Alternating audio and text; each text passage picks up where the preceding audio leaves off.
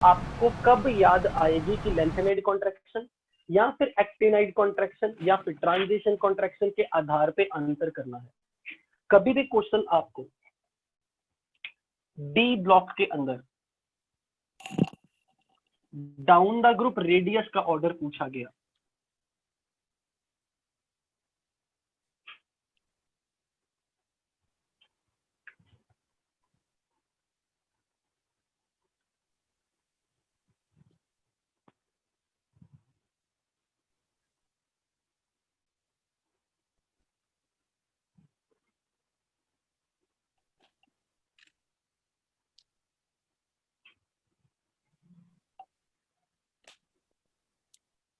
जितने भी एलिमेंट आप इस डी ब्लॉक में पहली लाइन में देख रहे हो, they are 3D series element.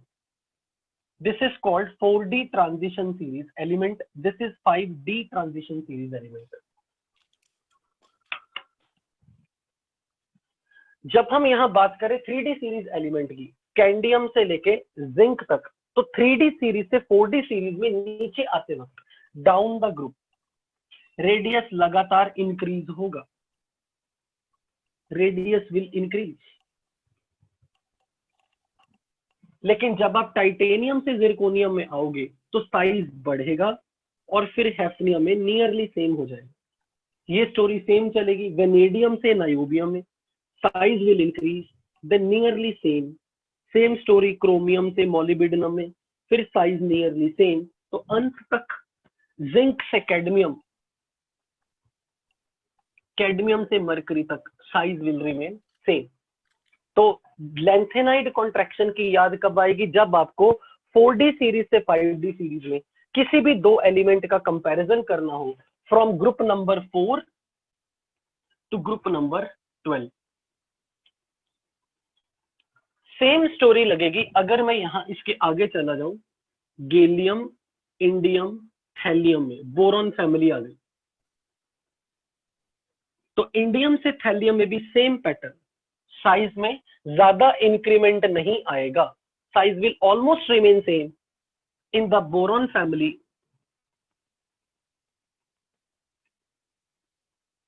Indium से थैलियम में साइज तो बड़ा है लेकिन बहुत कम बड़ा है, मतलब they are almost same. Thallium is little more in size than indium. जब भी कभी डाउन द ग्रुप रेडियस, आपको एक्सपेक्टेशन है कि डाउन द ग्रुप रेडियस बढ़ना चाहिए, पर वो बढ़ नहीं पा रहा, रेडियस उतना नहीं बढ़ पा रहा जितना आपकी उम्मीद थी, तो मैं बोलूंगा वहां आप ये रीजन लगा दोगे, it is due to lanthanide contraction. तो लेंथेनाइड कॉन्ट्रैक्शन का एक बार हम दोबारा से मीनिंग समझ लेते हैं।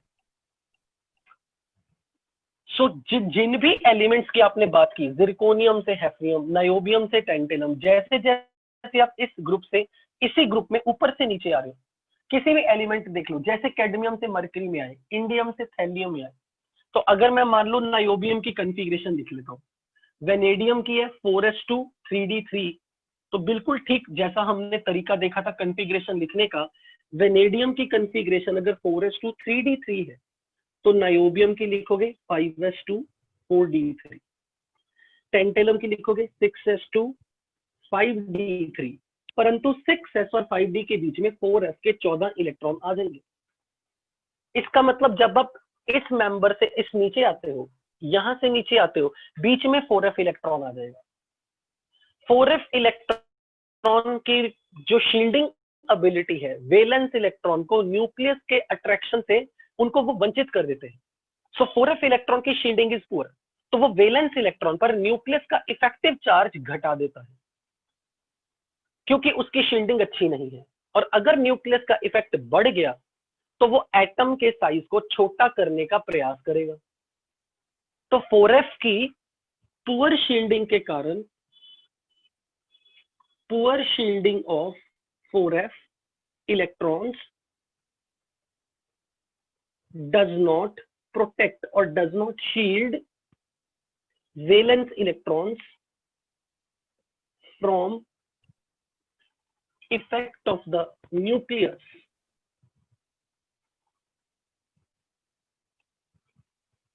So Z effective nuclear charge increases, उस हिसाब से रेडियस घटना चाहिए, रेडियस शुड डिक्रीज। परंतु हमें पता है कि जब आप 4D सीरीज से 5D सीरीज में गए, वैलेंस शेल भी तो बढ़ गया, शेल नंबर भी तो बड़ा हो गया। शेल के इंक्रीज होने से यहां वैलेंस शेल था नंबर 4 वाला, 5th शेल और बढ़ा, 6th शेल और बढ़ा, शेल भी तो बढ़ गया। तो शेल का बढ़ना और इफेक्टिव चार्ज का बढ़ना रेडियस को ना बहुत ज्यादा बढ़ने देगा, ना रेडियस को बहुत ज्यादा घटने देगा। तो radius will approximately remain constant. तो हम ये कहेंगे कि जब भी आप वेनेडियम से नायोबियम में आते हो तो डी इलेक्ट्रॉन थे, पर नायोबियम से टेंटेनम में आए तो एफ के इलेक्ट्रॉन की भर्ती होगी। जहां कहीं भी एफ के इलेक्ट्रॉन की भर्ती होगी, यानी कि इन शॉर्ट सिक्स्थ पीरियड में कहीं भी कोई एलिमेंट ऐसा आ गया जिसका साइज अपने ऊपर वाले मेंबर के साइज के साथ ऑलमोस्ट बराबर हो गया, तो आप बोलोगे वहां लेंथेनाइड कॉन्ट्रैक्शन ने अपना असर दिखा दिया। सो radius should decrease, but due to increased number of shell,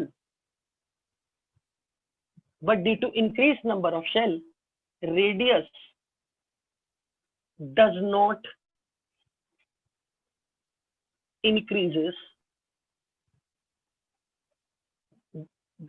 decreases, but almost remains constant, remains nearly same। अगर यहाँ 4f इलेक्ट्रॉन ना होते तो जिस तरह का रेडियस में इंक्रीमेंट वेनेडियम से नायोबियम में शेल के ऐड होने से आया, उसी प्रकार से नायोबियम से टेंटलम में आना चाहिए था। So point of discussion is कि जैसे आप ऊपर से नीचे आते हो, अगर ये 4f इलेक्ट्रॉन की भर्ती ना होती तो हम लगातार रेगुलर इंक्रीज देखते। जैसा कि स्कैंडियम फैमिली में स्कैंडियम की कॉन्फ़िगरेशन है 4s2 3d1, यट्रियम की कॉन्फ़िगरेशन है 5s2 4d1, लेंथेनम की कॉन्फ़िगरेशन है 6s2 5d1। तो देखो कहीं भी बीच में 4f की फीलिंग नहीं हुई, तो लगातार साइज में इंक्रीमेंट आया, यहाँ पे कहीं लेंथेनाइड कॉन्ट्रैक्शन नहीं आया था। सो इस ग्रुप में कहीं लेंथेनाइड कॉन्ट्रैक्शन का कोई रोल नहीं है। साइज स्कैंडियम से यट्रियम में बढ़ेगा, यट्रियम से लेंथेनम में बढ़ेगा, कंटिन्यूअस बढ़ेगा। पर बाकी के डी ब्लॉक में पहले बढ़ेगा, फिर सेम हो जाएगा, बढ़ेगा, सेम हो जाएगा, बढ़ेगा, सेम हो जाएगा। सेम स्टोरी इंडियम से थेलियम में भी हुई। तो जहां जहां डाउन द ग्रुप कभी भी एलिमेंट का साइज जितना बढ़ना चाहिए वो उतना ना बढ़ पाए, तो समझ जाना कि वहां पर इलेक्ट्रॉन का स्क्रीनिंग इफेक्ट पुअर होने के कारण इफेक्टिव न्यूक्लियर चार्ज बढ़ रहा है, जो कि साइज को बढ़ने में रेजिस्टेंस देगा। So if you want you can note down, हालांकि ये हमने लिख लिया था, but if someone want to rewrite that's optional for you.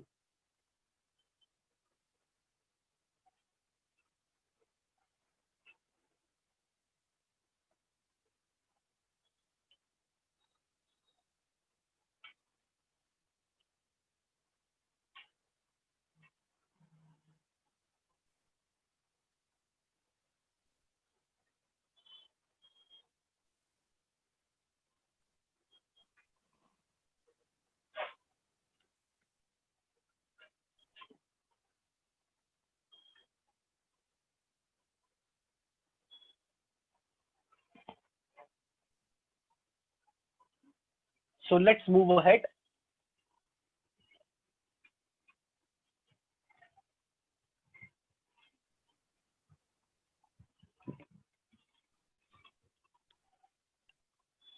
So अब अगर हम एक और सवाल का आंसर देखेंगे, along the period in D block, along the period in D block, radius पहले घटता है, फिर नियरली सेम होना शुरू हो जाता है और लास्ट में बढ़ जाता है।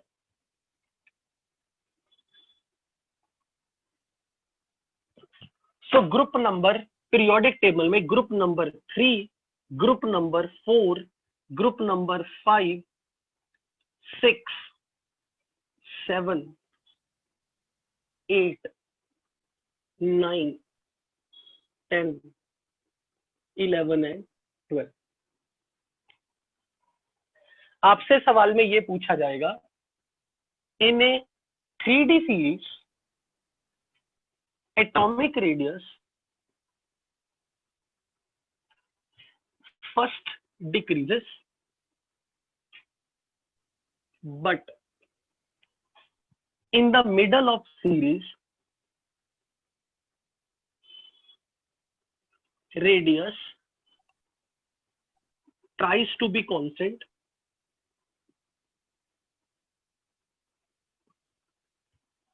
at the end of the series radius increases.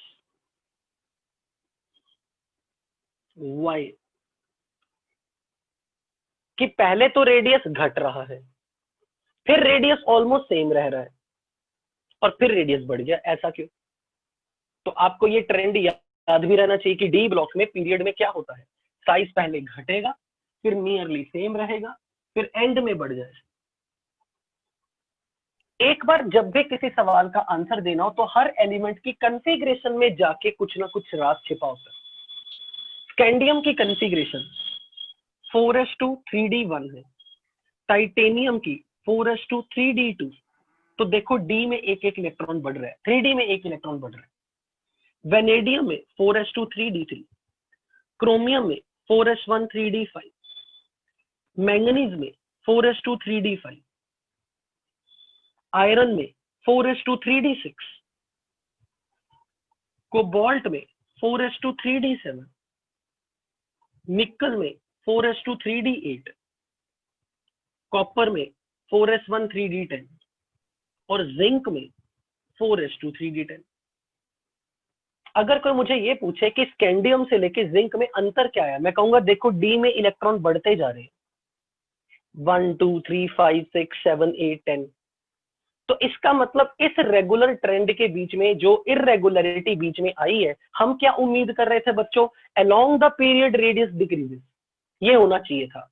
यानी कि यहां भी घटना चाहिए, घटना चाहिए, घटना चाहिए, घटना चाहिए, और यहां तो हद ही होगी, उल्टा ही हो गया।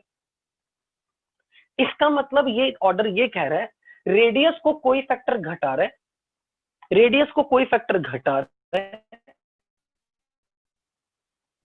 यहां पे अगर कोई चीज कांस्टेंट हो रही है रेडियस, इसका मतलब जो रेडियस को घटाने वाला फैक्टर था, साथ में एक और फैक्टर पैदा हो गया जो रेडियस को बढ़ा रहा है, और उन दोनों की टक्कर हो रही है और जीत नहीं कोई पा रहा। और अंत में ऐसा होगा कि जो फैक्टर रेडियस को बढ़ाने वाला था वो जीत गया और रेडियस को घटाने वाले फैक्टर का असर कम हो गया।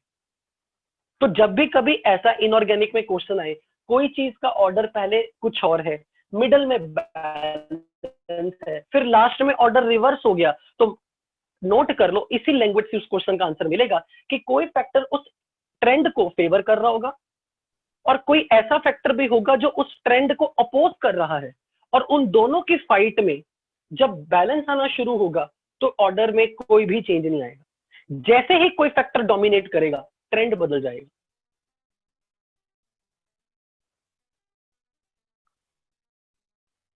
इसका मतलब कोई फैक्टर है को घटाने का काम करता है इफेक्टिव न्यूक्लियर चार्ज का बढ़ना, और वो हमें पता भी है along the period effective nuclear charge increases, हमने पिछली क्लास में किया था। तो along the period effective nuclear charge अगर इंक्रीज हो रहा है तो शुरू शुरू में तो न्यूक्लियस का इफेक्ट बढ़ता जा रहा है, तो एटम का साइज छोटा होता जा रहा है, पर साथ के साथ जैसे डी में इलेक्ट्रॉन बढ़ते गए तो एक ही सबशेल में इलेक्ट्रॉन जा रहे हैं। सो डी सबशेल में पहले एक इलेक्ट्रॉन था, फिर दो आए, मैंने 5 ऑर्बिटल क्यों बनाए, क्योंकि डी के अंदर 5 ऑर्बिटल होते एटॉमिक स्ट्रक्चर, डी में फिर 3 इलेक्ट्रॉन आए, फिर 5 आ गए। तो ऐसा क्या हुआ कि जैसे 5 इलेक्ट्रॉन आए, पहली बार 5 इलेक्ट्रॉन आए, साइज में देखो ये जो डिक्रीमेंट आना था ये बंद हो गया। सो बेसिकली ये जो 5 इलेक्ट्रॉन का भरना शुरू हुआ, उसके बाद जैसे 6 हुए, 7 हुए, 8 हुए, ऑर्डर में कुछ भी चेंज नहीं आ रहा। लेकिन जैसे ही 10-10 हो गए तो कुछ तो ऐसा है जिसने ऑर्डर को बदल दिया। और जब एक ही सबशेल में इलेक्ट्रॉन आ रहे, एक ही सबशेल में, तो इलेक्ट्रॉन इलेक्ट्रॉन रिपल्शन फैक्टर का जन्म हुआ। जब इलेक्ट्रॉन डी में 1 से 2 बने, 2 से 3 में इलेक्ट्रॉन इलेक्ट्रॉन रिपल्शन फैक्टर बढ़ना शुरू हो गया धीरे धीरे। तो स्टार्टिंग में इलेक्ट्रॉन इलेक्ट्रॉन रिपल्शन फैक्टर का असर उतना जोर नहीं था जितना न्यूक्लियस का इफेक्ट बढ़ रहा था। न्यूक्लियस का इफेक्ट क्यों बढ़ रहा है? क्योंकि एटॉमिक नंबर 21 से 22 हो गया, 22 से 23 हो गया, प्रोटॉन की संख्या बढ़ रही थी न्यूक्लियस में, और न्यूक्लियस में प्रोटॉन की संख्या बढ़ने से न्यूक्लियस का इफेक्ट स्ट्रांग होता जा रहा था, क्योंकि हर बार एक एक प्रोटॉन ऐड हो रहा था, और जैसे जैसे एक एक प्रोटॉन ऐड हो रहा था न्यूक्लियस की पावर बढ़ती जा रही थी। पर वैलेंस इलेक्ट्रॉन्स तो उतने ही थे, 4s2 वाले उतने ही थे। अब अंदर वाले इलेक्ट्रॉन, इनर इलेक्ट्रॉन बढ़ रहे थे, इनर इलेक्ट्रॉन बढ़ रहे हैं, और इनर इलेक्ट्रॉन के बढ़ने से अंदर इलेक्ट्रॉनिक रिपल्शन फैक्टर ने जन्म लिया, लेकिन वो चाह के भी साइज को बढ़ा नहीं पा रहा, क्योंकि न्यूक्लियस का इफेक्ट अभी डोमिनेटिंग है। जैसे ही डी के अंदर 5 के बाद 6 इलेक्ट्रॉन पेयरिंग शुरू हो गई, अब वो रिपल्शन फैक्टर बहुत स्ट्रांग होना शुरू हो गया था, एटलीस्ट इतना स्ट्रांग कि वो न्यूक्लियस के इफेक्ट को बैलेंस कर सके, टक्कर दे सके। इसलिए रेडियस में यहां पर continuously D5, D5, D6, D7, D8 तक ये फाइट चलती रही। जैसे ही D10 और D10 हुआ, ये पूरा डी सबशेल भर गया, इलेक्ट्रॉनिक रिपल्शन फैक्टर डोमिनेट्स, और इलेक्ट्रॉन के रिपल्शन फैक्टर के कारण एटॉमिक साइज इंक्रीज कर गया। फिर न्यूक्लियस के इफेक्ट की बात फीकी हो गई, यानी कि जब भी बच्चों एटॉमिक साइज पहले घट रहा है, इसका मतलब न्यूक्लियस की पावर डोमिनेटिंग है, और जैसे ही वो यहाँ पे जाके कहीं बैलेंस हो रहा है, इसका मतलब न्यूक्लियस के पावर को कोई चीज वीक कर रही है, वो इलेक्ट्रॉन इलेक्ट्रॉन रिपल्शन। और जैसे ही इलेक्ट्रॉन इलेक्ट्रॉन रिपल्शन डोमिनेट कर जाएगी, तो न्यूक्लियस की पावर फीकी पड़ जाएगी, atomic radius will increase. I hope you got this point. अब हम इसको लिख लेते हैं।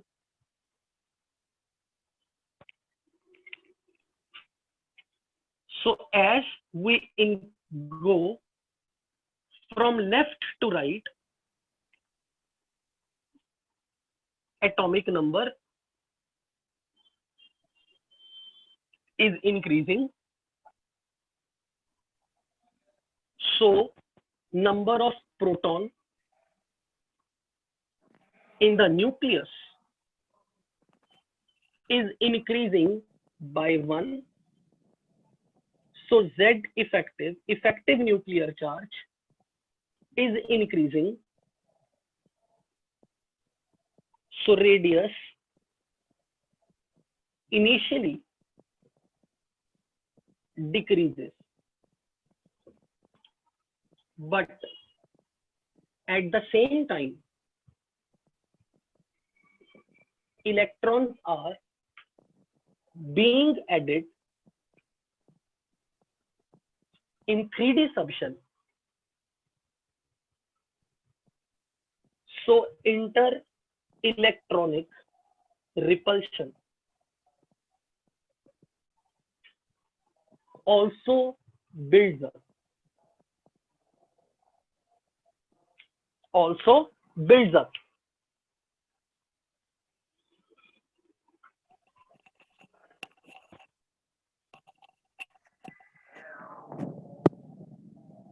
and this inter-electronic repulsion factor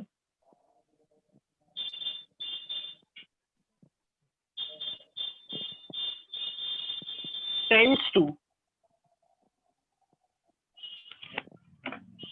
increase the size, and these both factors maintains the radius at the same level। मतलब न्यूक्लियस का इफेक्ट कह रहा है रेडियस को घटाओ, लेकिन इलेक्ट्रॉन इलेक्ट्रॉन रिपल्शन, क्योंकि 3D सबशेल में इलेक्ट्रॉन ऐड होते जा रहे हैं, और एक ही इनर शेल में जब इलेक्ट्रॉन ऐड होते जा रहे हैं, तो रिपल्शन फैक्टर भी बढ़ गया। तो वो कह रहा है कि साइज को बढ़ाओ, पर दोनों की फाइट होती जा रही है जब तक कि हम यहां तक हैं। इससे पहले पहले न्यूक्लियस का इफेक्ट विनर था, Z effective was winner. Here Z effective और इंटर इलेक्ट्रॉनिक रिपल्शन की टक्कर बराबर की है, और जैसे ही D10 बना, इलेक्ट्रॉनिक रिपल्शन विन, ये जीत देता है और साइज बढ़ जाएगा। But at the end of series when D subshell gets filled and becomes D10, this repulsion factor, किस किस का रिपल्शन? डी सबशेल में भरे जाने वाले इलेक्ट्रॉन्स का रिपल्शन। Then this repulsion wins and radius increases at the end. Ultimately end of the series में ये रेडियस बढ़ जाएगा। सो ये सवाल बहुत इंपॉर्टेंट है स्कूल एग्जाम के पॉइंट ऑफ व्यू से भी और जेई मेंस के पॉइंट ऑफ व्यू से, तो ये बहुत बहुत इंपॉर्टेंट है कि पहले साइज घटा क्यों, फिर साइज नियरली सेम क्यों रहा और फिर अंत में ये क्यों बढ़ गया। तो हम ये बोलेंगे कि जो इनिशियली डिक्रीज आया वो न्यूक्लियस के इफेक्टिव चार्ज के बढ़ने से आया, और जैसे जैसे डी में इलेक्ट्रॉन 5, 6, 7, 8 हो गए तो इलेक्ट्रॉनिक रिपल्शन फैक्टर साइज को बढ़ाने की कोशिश कर रहे हैं। तो साइज के बढ़ने का फैक्टर और साइज को घटाने के फैक्टर में लड़ाई चल रही है। They will try to maintain it constant, पर अंत में जब D10 बन गया तो electronic repulsion will dominate and size will increase.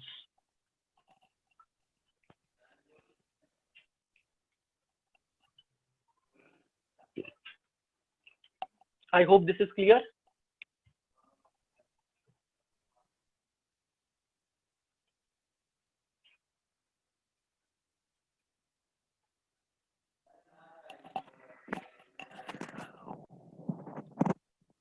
Is that okay? Clear? Okay. So, but at the end of the series, when D subshell gets filled, becomes D10, repulsion wins and radius increases at the end.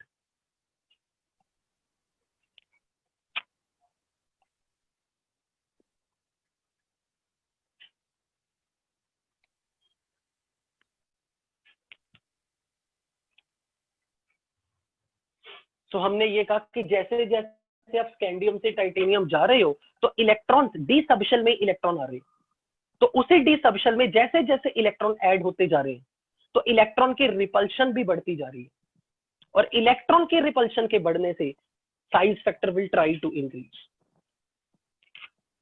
क्योंकि 3D1 था, 3D2 था, 3D3 था, 3D5 था, D subshell में electron बढ़ते जा रहे हैं। तो यहाँ साइज पहले घटेगा, फिर ऑलमोस्ट कांस्टेंट रहेगा, फिर लास्ट में बढ़ जाएगा।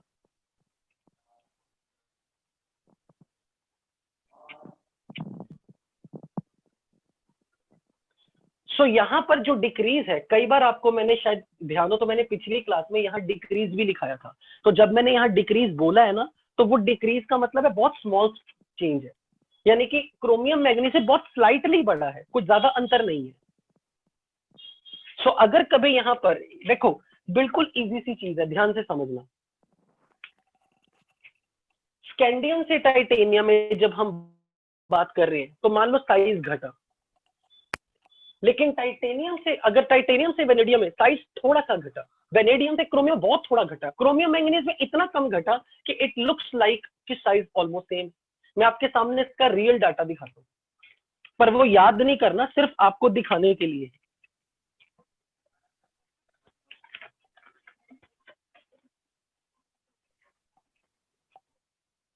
सो you are not going to learn the data, लेकिन मैं आपके सामने ये चीज दिखाना चाह रहा हूँ कि ये जो रेडियस का डाटा है वो एक्चुअली कितना पिकोमीटर है। स्कैंडियम की रेडियस है 144 पिकोमीटर, टाइटेनियम की 132 पिकोमीटर, वेनेडियम की 122 पिकोमीटर, क्रोमियम की 118 पिकोमीटर, मैंगनीज की 117 पिकोमीटर। अब देखो कितना अंतर है, लुक एट दिस, कितना अंतर है क्रोमियम से मैंगनीज, मात्र 1 पिकोमीटर का। बेसिकली ये अंतर ना के बराबर है, नेग्लिजिबल। सो स्कैंडियम में ये 144 पिकोमीटर है almost, this is 144 picometre, this is 132, कितने का अंतर, 12 यूनिट का अंतर, फिर 10 यूनिट का अंतर, फिर 4 यूनिट का अंतर, 1 यूनिट का अंतर, almost 1। So basically point is the discussion is कि डी सबशेल के अंदर जब इलेक्ट्रॉन भरते जा रहे हैं तो डी सबशेल के इलेक्ट्रॉन के भरने से इलेक्ट्रॉनिक रिपल्शन फैक्टर डोमिनेट हो रहा है, जो साइज को उतना बढ़ने नहीं दे रहा। So as you go from left to right, effective nuclear charge पहले डिक्रीज करेगा, फिर effective nuclear charge electronic repulsion के साथ बैलेंस होगा, और लास्ट में जब D10 बन जाएगा, radius will increase.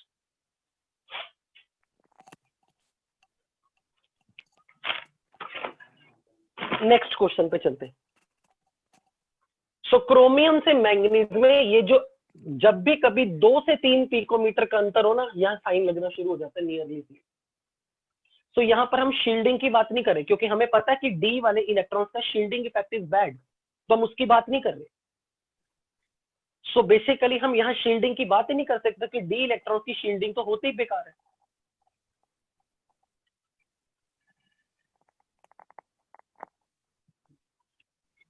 Now we are going to study ionic radius.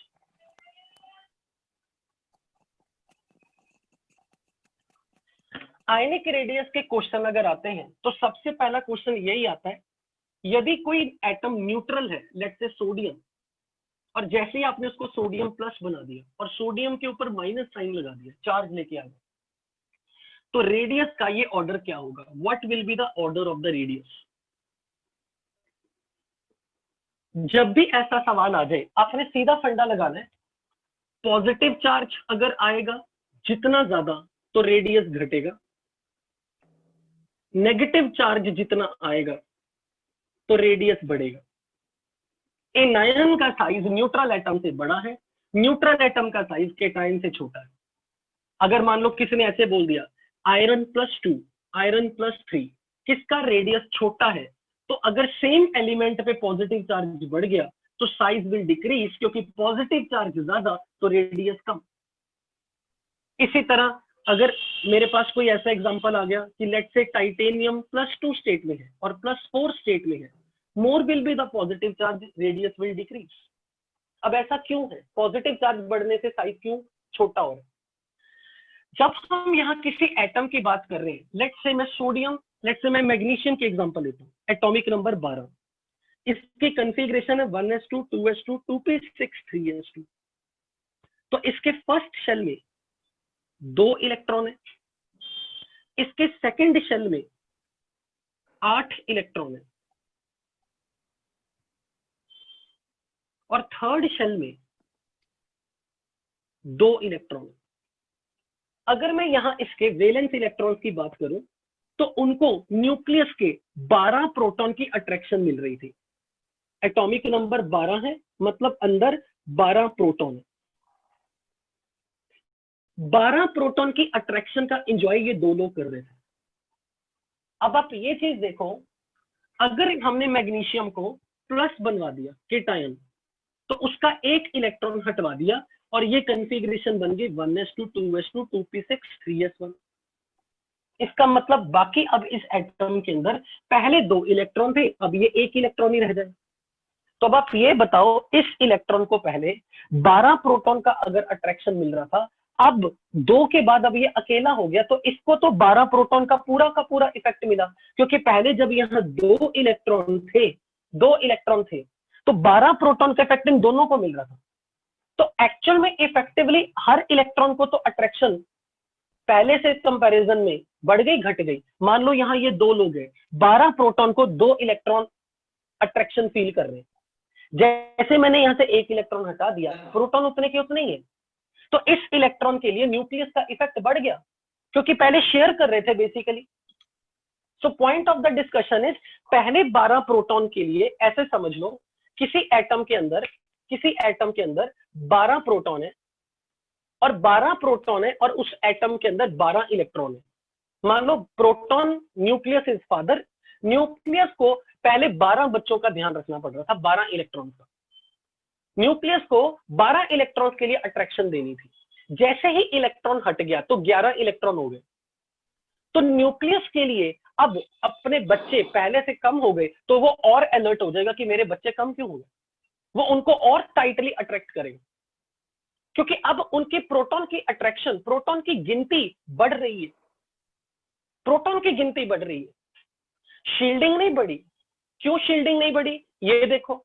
For example, अगर मैंने यहां बात की कि पहले 2 इलेक्ट्रॉन थे, अंदर वाले इलेक्ट्रॉन की तो सेम है ना गिनती, वो तो नहीं चेंज हुई, शील्डिंग तो उतनी की उतनी है, शील्डिंग की बात नहीं हो रही है यहाँ पे।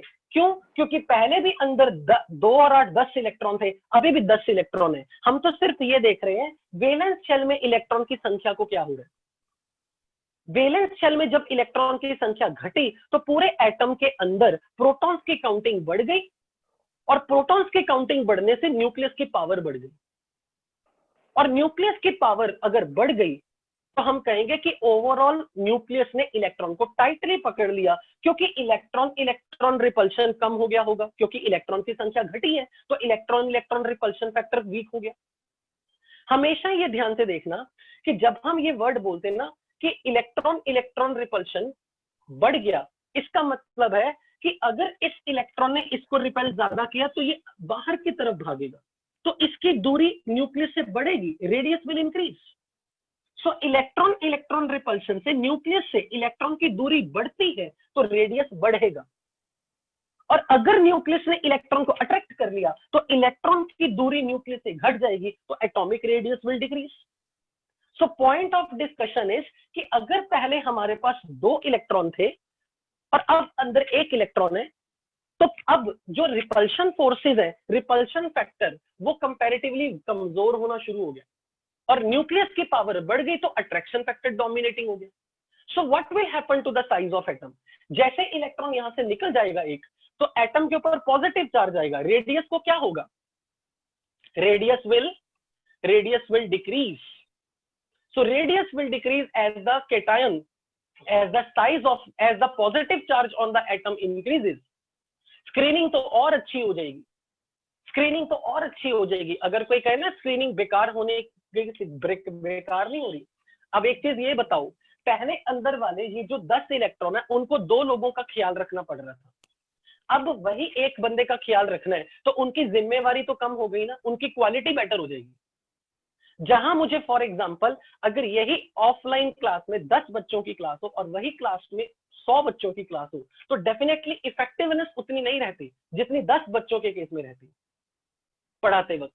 So point of the discussion is कि जितनी इलेक्ट्रॉन की पॉपुलेशन कम होती जाएगी, न्यूक्लियस के लिए अपने बच्चों यानी कि अपने इलेक्ट्रॉन्स का ध्यान रखना आसान हो जाएगा। So atomic radius will decrease, electron nucleus के पास पास आएंगे। बट वही अगर मैं कंपैरिजन ऐसे करूं बच्चों कि मान लो मैंने यहां इलेक्ट्रॉन ऐड करने शुरू कर दिए, तो इलेक्ट्रॉन ऐड करने से electron electron repulsion factor will start increasing, और अगर electron electron repulsion will factor grow करेगा तो what will happen to the radius, अगर इलेक्ट्रॉन्स की काउंटिंग बढ़नी शुरू हो गई और इलेक्ट्रॉन इलेक्ट्रॉन रिपल्शन फैक्टर बढ़ गया, तो अगर इनका रिपल्शन फैक्टर बढ़ गया तो इसकी दूरी न्यूक्लियस से डिस्टेंस बढ़ने की कोशिश होगी, एटम का size will increase. So simply we will say as positive charge increases on an atom,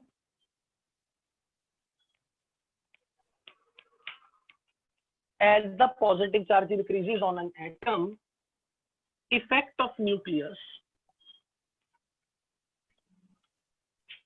that is Z effective, increases and radius decreases. So more the positive charge, lesser is the size. और negative charge आने से उल्टा हो जाएगा, negative charge आने से repulsion factors grow करेंगे और इलेक्ट्रॉनिक रिपल्शन फैक्टर से न्यूक्लियस का इफेक्ट वीक हो जाएगा और रेडियस इंक्रीज करेगा। So more is the negative charge, radius will be more is the positive charge, radius will be less. सो अगर आपसे किसी ने ऐसे पूछ लिया O माइनस O2 माइनस, इसका ऑर्डर ऑफ रेडियस बताओ, तो हम बोलेंगे नेगेटिव चार्ज बढ़ने से रेडियस बढ़ता है। अब कभी भी केटायन और एनायन के रेडियस का ऑर्डर कभी भी एग्जाम में आए तो हम एक और फैक्टर से देखते हैं। ये कैसे? First note down before I reach. Z effective nuclear charge है, और ये वाली क्लास उन बच्चों को बिल्कुल समझ नहीं आएगी जिन्होंने पिछली क्लास में नहीं पढ़ा लेक्चर।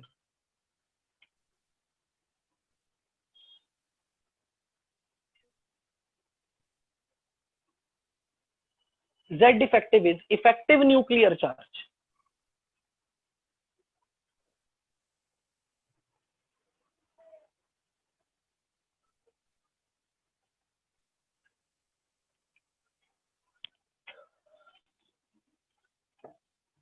Now,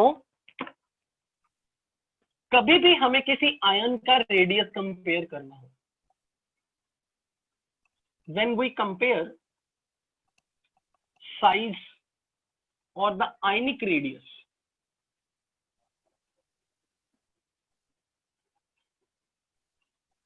एक और फैक्टर से हम रेडियस का ऑर्डर प्रिडिक्ट करते हैं, E/Z रेशियो। E का मतलब है नंबर ऑफ इलेक्ट्रॉन और Z का मतलब नंबर ऑफ प्रोटॉन यानी कि एटॉमिक नंबर। इस रेशियो से भी हम रेडियस को डायरेक्टली प्रोपोर्शनल बोलेंगे। अब इसको कैसे समझोगे? अगर मान लो किसी एटम के अंदर प्रोटॉन्स की संख्या बढ़ गई, तो न्यूक्लियस पावरफुल हो जाएगा, और अगर इलेक्ट्रॉन्स की संख्या बढ़ गई तो electronic repulsion factors will dominate. तो अगर इलेक्ट्रॉनिक रिपल्शन फैक्टर बढ़ गए यानी कि इलेक्ट्रॉन्स की संख्या बढ़ गई तो रेडियस बढ़ेगा, और अगर न्यूक्लियस के अंदर प्रोटॉन्स की संख्या घट गई यानी कि नंबर ऑफ प्रोटॉन डिक्रीज कर गए तो रेडियस घटेगा। अगर नंबर ऑफ प्रोटॉन इंक्रीज कर गए, more will be the number of proton, more powerful nucleus and atomic radius will decrease.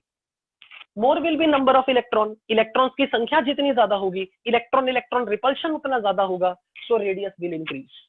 So E/Z ratio के बढ़ने से एटॉमिक रेडियस बढ़ता है। So more the E/Z ratio, more is the radius. पर इस factor को आप कब यूज करोगे? जब आप किसी केटायन या एनायन के साइज की बात करोगे। फॉर एग्जाम्पल, मान लो मैंने आपके सामने ऑर्डर पूछा, carbon atomic number 6 4- charge, nitrogen atomic number 7 3- charge, oxygen atomic number 8 2-, fluorine atomic number 9 -1, and neon 10, sodium 11 with +1, magnesium 12 with +2, aluminium 13 +3। हमें इनके रेडियस का ऑर्डर बताना है,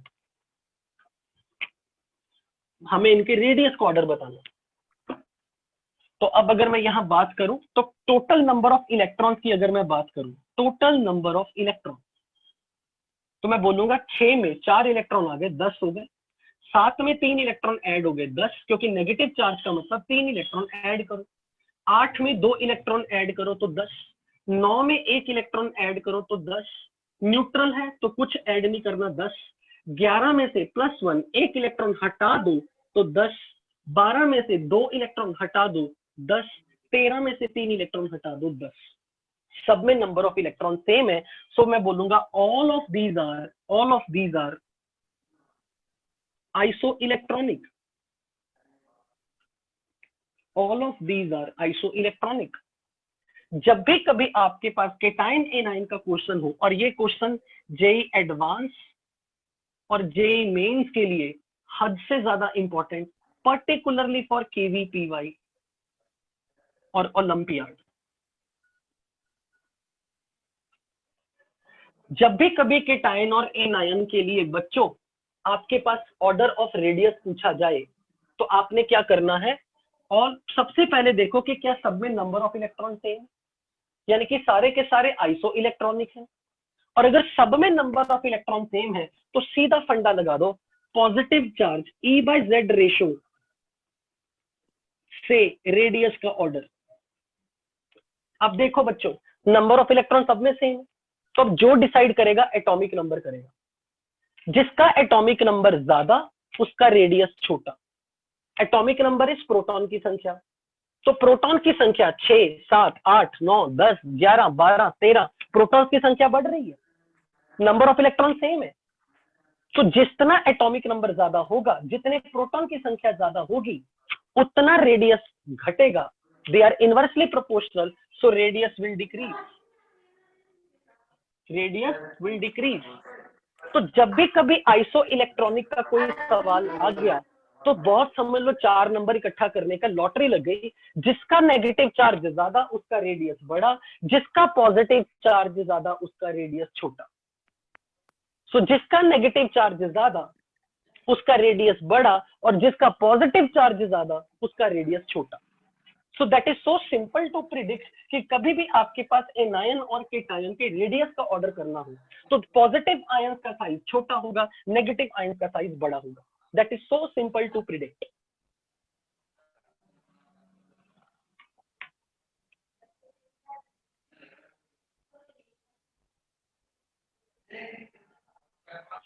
सो इसी तरीके से अगर मैंने आपके सामने ऐसा बोल दिया F minus, Cl minus, Br minus, I minus, हमें ऑर्डर ऑफ रेडियस बताना है। ये सारे के सारे एनायन एक ही ग्रुप में है, fluorine, chlorine, bromine, iodine. Down the group सबके ऊपर चार्ज भी सेम, सबके ऊपर चार्ज सेम। तो जब सबके ऊपर चार्ज सेम है, तो down the group radius increases, तो आप बोलोगे एटॉमिक रेडियस का order will be like this, radius increases. इसी तरीके से मैंने बोला oxygen 2 minus, sulphur 2 minus, selenium 2 minus, tellurium 2 minus. तो oxygen, sulphur, selenium, tellurium, they belong to same group number 16, और सब पे चार्ज सेम है, सबके ऊपर माइनस चार्ज बराबर का है। तो down the group radius will increase, down the group radius will increase. So इस टाइप के क्वेश्चन आपके एग्जाम में बहुत इजीली और मोस्ट पूछे जाते हैं। सो यहाँ पर अगर मैं एक बात, एक पर्टिकुलर पॉइंट का यहाँ पर आपको डिस्कस करूं, जो जे एडवांस के लिए बहुत इंपॉर्टेंट है।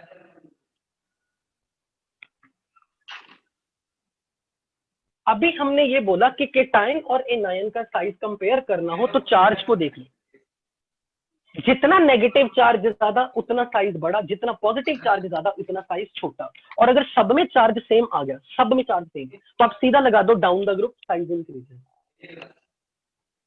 अब क्वेश्चन ये आ जाता है कि अगर कोई आपसे पूछे which anion is most, which anion is smallest, तो बच्चों हमें अगर कोई पूछे कि कौन से एनायन का साइज सबसे छोटा है, तो आपके लिए यहाँ पर बहुत इंपॉर्टेंट चीज बन जाती है। मान लो किसी एटम पे मैंने नेगेटिव चार्ज लगा दिया -1, तो -1 चार्ज से उसका साइज कुछ बड़ा हो गया एज कंपेयर टू जब वो न्यूट्रल था।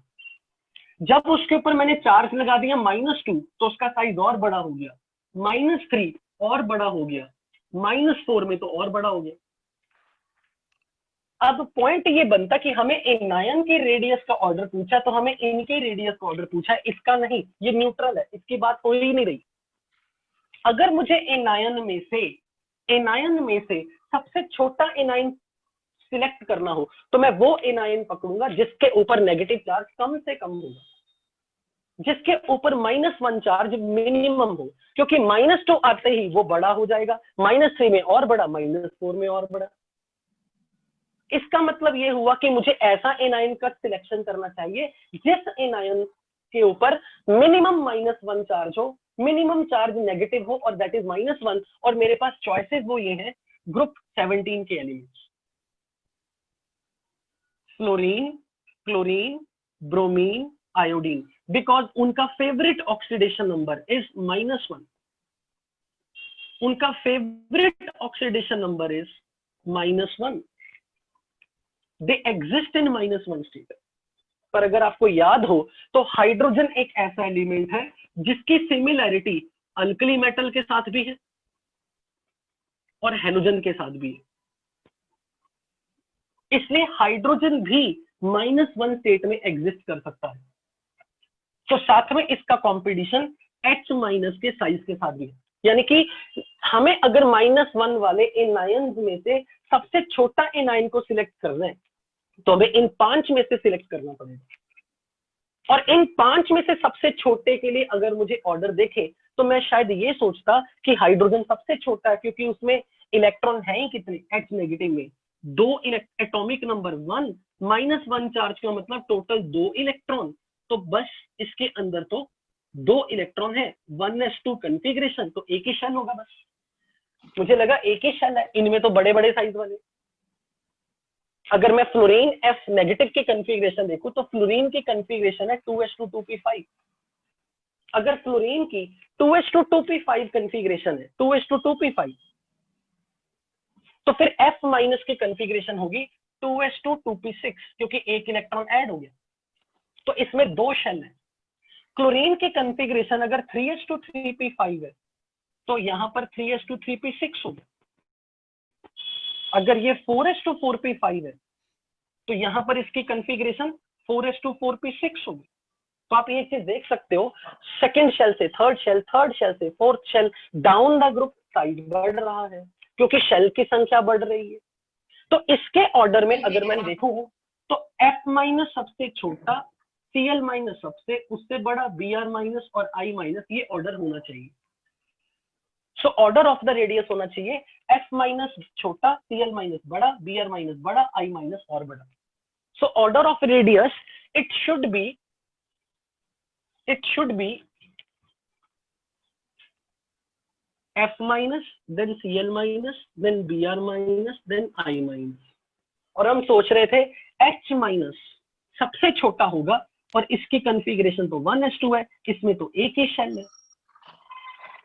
पर जब एक्सपेरिमेंटली मापा गया तो इसने हैरान कर दिया, इसका साइज ब्रोमीन से भी बड़ा है, इसका साइज ब्रोमीन से भी बड़ा आया।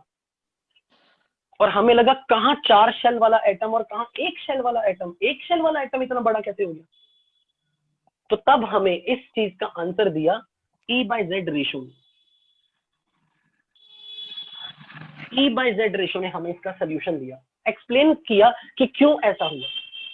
E/Z क्या है, इलेक्ट्रॉन की संख्या अपॉन प्रोटॉन की संख्या। यदि मैं आपको इनके एटॉमिक नंबर बताऊं, फ्लोरीन का 9, क्लोरीन का 17, ब्रोमीन का 35, आयोडीन का 53, तो फ्लोरीन के अंदर इलेक्ट्रॉन 9 और नेगेटिव चार्ज आने के कारण 10 इलेक्ट्रॉन है और एटॉमिक नंबर 9 है, 9 प्रोटॉन, इलेक्ट्रॉन 10, 10/9 है E/Z की वैल्यू 10/9।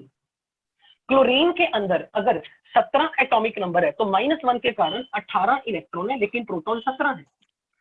ब्रोमीन में 36 इलेक्ट्रॉन लेकिन 35 प्रोटॉन, आयोडीन में 54 इलेक्ट्रॉन और 53 प्रोटॉन, और लेकिन हाइड्रोजन में 2 इलेक्ट्रॉन 1 प्रोटॉन, क्योंकि हाइड्रोजन में 2 इलेक्ट्रॉन है लेकिन एटॉमिक नंबर 1 है, प्रोटॉन इज 1। अब आप इन सबके E/Z वैल्यू देखो, चाहे कैलकुलेटर से चेक करके देखो, इसका कुछ 1.11 आएगा, इसका 1.05, इसका 1.02, इसका कुछ 1.0 समथिंग, पर ये सब नंबर 1.1 1 समथिंग है, लेकिन ये अकेला देखो E/Z 2 कैरी कर रहा है, क्योंकि इसका E/Z रेशो हाई था इसलिए इसका साइज बढ़ गया। फिर आपका सवाल बनता है सर फिर इसको सबसे आगे क्यों नहीं रखा। तो यहां से हमें समझ में आया था कि किसी आयन के साइज को कंपेयर करना हो तो आप किसी एक फैक्टर पे भरोसा नहीं रख सकते, वहां E/Z और शेल की टक्कर होगी। E/Z रेशो कहेगा इसे साइज में बढ़ाओ, ये कहेंगे फिर हमारे में तो शेल इंक्रीज हो रहा है, हम बड़े होने चाहिए। तो ये देखा गया कि आयोडीन का साइज क्योंकि अपनी फैमिली में सबसे बड़ा है, 5 शेल वाला, 5 शेल वाले के सामने से झुकना पड़ जाता है। तो जब शेल 5 या 5 से ज्यादा हो जाते हैं तो फिर ये E/Z फैक्टर हेल्प करना बंद कर देगा, यानी कि E/Z का शोर मतलब ऐसा हो गया कि हाइड्राइड H माइनस के सामने F नेगेटिव आया, मैंने कहा F नेगेटिव तुम बड़ा हो, H नेगेटिव कह रहा ऐसे कैसे, मैं हूं, मेरा E/Z देखो, मेरे को देखो। तो ये जो झगड़ा हो रहा था E/Z का हाइड्राइड का फ्लोरीन के साथ, तो हाइड्राइड जीतता गया, क्लोराइड के सामने भी जीत गया, ब्रोमाइड के सामने भी जीत गया, शेल फैक्टर की नहीं चली। पर आयोडीन के टाइम पे आके जब 5 शेल हो गए तब E/Z फैक्टर उतना डोमिनेटिंग नहीं हो पाया। सो E/Z is not only one answer, लेकिन E/Z आइसो इलेक्ट्रॉनिक स्पीशीज में हमें बहुत हेल्प करता है। सो आइसो इलेक्ट्रॉनिक स्पीशीज में हम E/Z रेशो का बिल्कुल डायरेक्ट हेल्प ले सकते हैं। पर ये एक इकलौता ऐसा क्वेश्चन है जिसमें हाइड्राइड का साइज अनएक्सपेक्टेडली हमारी उम्मीद से ज्यादा था और credit goes to E/Z value, लेकिन आयोडीन के 5 शेल के सामने वो E/Z फैक्टर डोमिनेट नहीं कर पाता। So that is why hydride की पोजीशन साइज में ब्रोमीन से आगे है, आयोडीन से नीचे है। इसलिए अगर किसी ने आपसे पूछा विच एनाइन स्मॉलेस्ट, तो हाइड्राइड तो उठ के यहां आ गया, तो सबसे पीछे कौन रह गया? Chlorine. So F negative is smallest in size. This is very good question for JEE advance. तो यहां से हमें एक चीज सीखने को मिलती है, don't under estimate the power of smaller. जिसको आप सबसे छोटा मानते हो जरूरी नहीं है वो सबसे छोटा। सो हाइड्रोजन को सोच रहे हैं एक ही तो इलेक्ट्रॉन है, एक ही तो शेल है, छोटा ही होगा, नहीं। जब उसके ऊपर नेगेटिव चार्ज आता है उसका साइज डोमिनेट कर जाता है। वो 4 शेल वालों से एक सामने भी टक्कर दे रहा है, बस एक 5 शेल पे जाके चलो माना कि वो शहीद हुआ। सो दिस इज एक्चुअली कि केटाइन और एनाइन के साइज को आप हर बार किसी एक फिक्स फैक्टर पे नहीं देख सकते। ये उसकी एक इकलौती एग्जांपल है जो हमारे सिलेबस के पॉइंट ऑफ व्यू से बहुत इंपॉर्टेंट है। So giving you the pause so that you can note down. So who is the smallest? F negative is the smallest.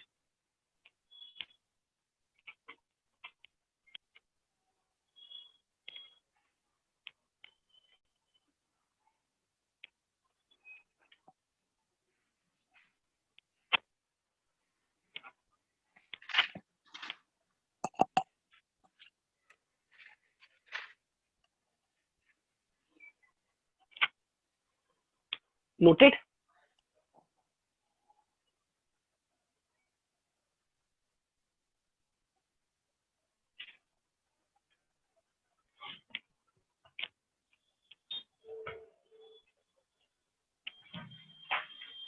Noted बच्चों?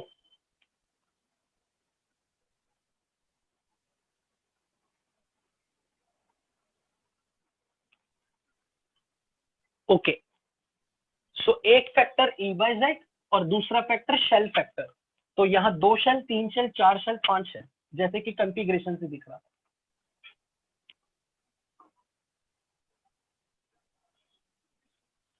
अब आ जाओ, इसी चीज में आके हम एक और चीज अब सीखेंगे आयनिक रेडियस में। हालांकि जो मैं बताने वाला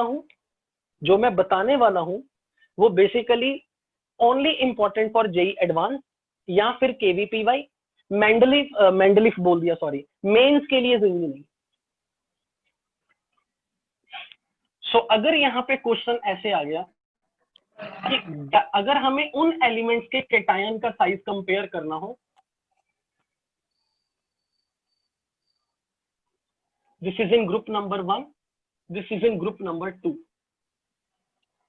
बेरिलियम 2+, मैग्नीशियम 2+, कैल्शियम 2+, स्ट्रोंशियम 2+ और बेरियम 2+।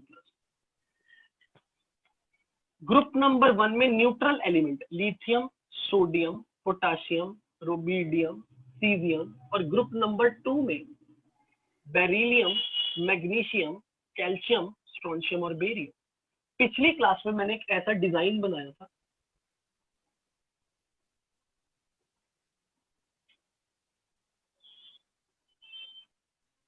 कि एरो के डायरेक्शन में साइज बढ़ेगा। तो आप इन दोनों ड्राइंग्स में कंफ्यूज हो गए थे शायद कुछ बच्चे। बच्चों ये तब ऑर्डर है साइज का, ये तब ऑर्डर है जब एलिमेंट न्यूट्रल हो। जब एटम न्यूट्रल एटम के रेडियस की ऑर्डर पूछिए ग्रुप नंबर 1 और 2 में, तो ये छोटा बड़ा बड़ा छोटा, मतलब छोटा बड़ा बड़ा बड़ा बड़ा करते करते सबसे बड़ा न्यूट्रल एटम है। ये न्यूट्रल एटम के रेडियस का ऑर्डर है। So this is order of atomic radius.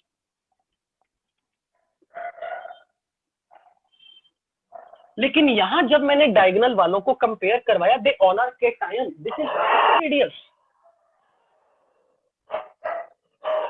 This is ionic radius, radius of cation. Radium या फ्रांजियम की बात नहीं होगी क्योंकि पूरे चैप्टर में हम रेडियो एक्टिव एलिमेंट्स की स्टडी नहीं करते हैं। सो यहां रेडियस ऑफ केटायन का कंपैरिजन है, यहां न्यूट्रल एटम का रेडियस है, तो इसमें बच्चों को कंफ्यूजन नहीं होना चाहिए। सो बेसिकली अगर मैं यहां बात करूं, अगर मैंने आपसे पूछा लिथियम प्लस और बेरिलियम 2 प्लस की रेडियस का कंपैरिजन करूं, लिथियम प्लस और बेरिलियम 2 प्लस का रेडियस का ऑर्डर कंपेयर करना है, तो सबसे पहले ध्यान से देखो इनमें कितने इलेक्ट्रॉन है, नंबर ऑफ इलेक्ट्रॉन 2 2, तो दे आर आइसो इलेक्ट्रॉनिक।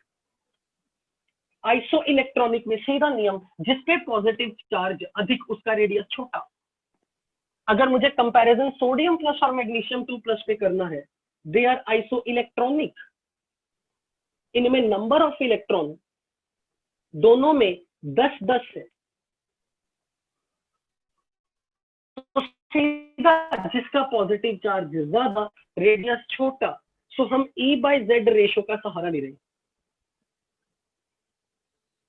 सो जब हमें सेम पीरियड के केटायन का कंपेयर करना हो, तो हम नंबर ऑफ इलेक्ट्रॉन यदि सेम है, तो आप डायरेक्ट जिसका एटॉमिक नंबर ज्यादा उसका रेडियस छोटा, आप डायरेक्ट बोलोगे ये छोटा है ये बड़ा है, ये छोटा है ये बड़ा है, ये छोटा है ये बड़ा, ये छोटा और ये बड़ा, ये छोटा और ये बड़ा। लेकिन अगर हम यहाँ पे डायगोनल वालों की बात करें, तो यहाँ ध्यान से देखना, लिथियम प्लस और मैग्नीशियम 2 प्लस का कंपैरिजन अगर करूं, तो अब यहां पर अपने कान खोल के ध्यान से सुनना। Atomic number 3, configuration 1s2 2s1, क्योंकि +1 चार्ज है तो एक इलेक्ट्रॉन हटा दिया। मैग्नीशियम का atomic number 12, 1s2 2s2 2p6 3s2, और क्योंकि +2 चार्ज है 2 इलेक्ट्रॉन हटा दी। तो अगर मैं शेल की बात करूं, शेल, तो इसके पास 2 शेल है, और इसमें शेल की बात करूं तो इसमें भी 2 शेल है, इसमें एक शेल है, सॉरी, क्योंकि इसका 2s खत्म हो गया तो एक ही शेल बचा, क्वांटम नंबर इज 1, और यहाँ 2 शेल है। तो शेल के बेसिस पे देखो तो मैग्नीशियम बड़ा दिखना चाहिए, मैग्नीशियम का साइज बड़ा होना चाहिए क्योंकि शेल नंबर देखो। लेकिन बच्चों अगर मैं E/Z की रेशो देखूं, तो यहाँ इलेक्ट्रॉन कितने हैं, 2, एटॉमिक नंबर 3, इलेक्ट्रॉन है 10, एटॉमिक नंबर 12, तो आप देखो E/Z की रेशो किसकी ज्यादा आएगी, लिथियम की या मैग्नीशियम की, लिथियम की या मैग्नीशियम की, E/Z रेशो किसकी ज्यादा आएगी, नेचुरली मैग्नीशियम की ज्यादा आएगी। तो अगर यहाँ मैग्नीशियम का E/Z रेशो ज्यादा है और उसके लिए शेल नंबर भी ज्यादा है, तो हमारी उम्मीद थी कि मैग्नीशियम बड़ा होगा, परंतु साइज में लिथियम प्लस बड़ा निकला। सो ये जितने भी डायगोनल वाले केस है, they all are exceptional cases, इनमें कहीं भी हमारी या आपकी प्रिडिक्शन काम में नहीं आएगी। यहां सिर्फ और सिर्फ अगर कोई चीज काम आएगी तो मेमोरी बेस्ड क्वेश्चन। तो डायगोनल में केटायन के टाइम पर आपने इस ट्रेंड को भूलना नहीं, ये काम में आ सकता है, और पर्टिकुलरली यहां। अब एक स्टूडेंट बार बार एक ही चीज स्क्रीन पे बोल रहा है, इनका कंपैरिजन करवाओ, इनका कंपैरिजन करवाओ, उसको लगता है मैं सुन ही नहीं रहा, मैं देख ही नहीं रहा। सो अगर आपको ये ड्राइंग याद रह गई तो बहुत काम की चीज है, डायगोनली ऑपोजिट ऊपर की तरफ साइज बढ़ा देना, सीधा डिक्लेयर हो जाएगा। लेकिन अगर मैं इसमें कंपैरिजन करूं, यहां साइज एल्यूमिनियम 3 प्लस पर बड़ा है, बेरिलियम 2 प्लस पर छोटा। सो अगर मैं यहाँ पे बात करूं बेरिलियम 2 प्लस और मैग्नीशियम 2 प्लस, एल्यूमिनियम 3 प्लस में बेरिलियम का एटॉमिक नंबर 4, और क्योंकि +2 चार्ज है 2 इलेक्ट्रॉन हटा दिए तो इसमें एक शेल। एल्यूमिनियम के पास 13 और +3 charge, 1s2 2s2 2p6 3s2 3p1, इसमें 3 इलेक्ट्रॉन हटाने थे तो एक यहां से हटाया, 2 यहां से हटाए, तो 2 शेल है। पर एक चीज देखो, शेल के आधार पे कौन बड़ा है, शेल के आधार पे किसके पास शेल की संख्या ज्यादा है, एल्यूमिनियम के पास 2 शेल और बेरिलियम के पास 1 शेल, तो शेल की संख्या एल्यूमिनियम के केटायन में ज्यादा है। तो शेल के आधार पे, on the basis of the number of shell, beryllium 2+ और एल्यूमिनियम 3+ में इसका साइज बड़ा होना चाहिए, परंतु अगर मैं E/Z रेशो देखूं, E/Z रेशो, तो इलेक्ट्रॉन बेरिलियम के अंदर 2 हैं, क्योंकि 2 इलेक्ट्रॉन चले गए, एटॉमिक नंबर 4। एल्यूमिनियम में 10 इलेक्ट्रॉन और 13 एटॉमिक नंबर। चेक करके देखो किसका E/Z रेशो ज्यादा है। E/Z रेशो किसका ज्यादा है? This number is 1/2 which is 0.5 and this number is 0.7. So this number is more for aluminium 3+. aluminium 3+ के लिए 10/13 है, 0.7 समथिंग आएगा, और ये नंबर 0.5 है, तो E/Z रेशो भी तो एल्यूमिनियम का ज्यादा है। पर ये आइसो इलेक्ट्रॉनिक कहाँ है? इसके अंदर तो 2 इलेक्ट्रॉन है और इसके अंदर तो 10 इलेक्ट्रॉन है, आइसो इलेक्ट्रॉनिक तो ये है ही नहीं है। So point of the discussion is बच्चों कि यहां पर E/Z रेशो कह रही है एल्यूमिनियम का साइज बड़ा कर दो, और दूसरी चीज शेल भी कह रहा है कि एल्यूमिनियम का साइज बड़ा कर दो, दोनों फैक्टर इसी के फेवर में, और वैसा ही यहां पाया गया। तो इसलिए यहां हमारी एक्सप्लेनेशन हमारे इस एक्सपेरिमेंटल ऑर्डर को एक्सप्लेन कर सकती है, पर यहां नहीं कर पाती, ये प्योर एक्सेप्शन। इसी तरीके से अगर क्वेश्चन यहां आ जाए,